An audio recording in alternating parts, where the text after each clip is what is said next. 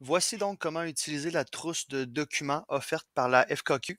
Donc, tout d'abord, c'est important de savoir que la première étape afin de compléter un document est bel et bien de créer un client.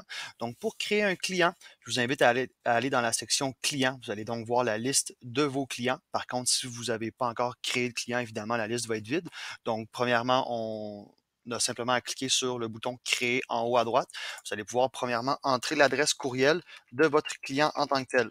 Ensuite de ça, c'est pas une étape qui est obligatoire. Si le client n'a pas de courriel, on peut appuyer ici sur le client n'a pas de courriel. Donc, de cette façon-là, on peut maintenant entrer le prénom, le nom de famille et le sexe du client en tant que tel.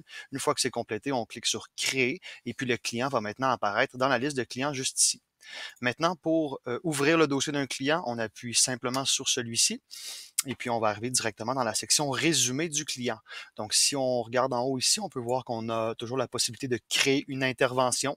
Donc, si on crée une intervention sous forme de document, on va pouvoir choisir un des documents de la FKQ, que ce soit l'historique médical, l'évaluation de la condition de vie, l'évaluation de la condition physique. On peut également retrouver un reçu à cet endroit-là.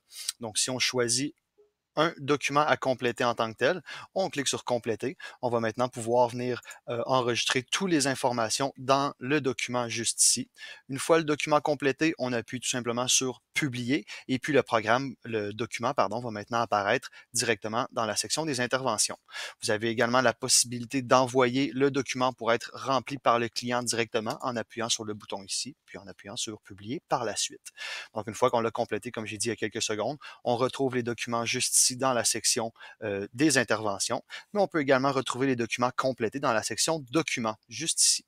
Donc, à cet endroit-ci, on retrouve chacun des documents regroupés en dossiers. Donc, on peut vraiment retrouver l'historique de tous les documents qui ont été complétés.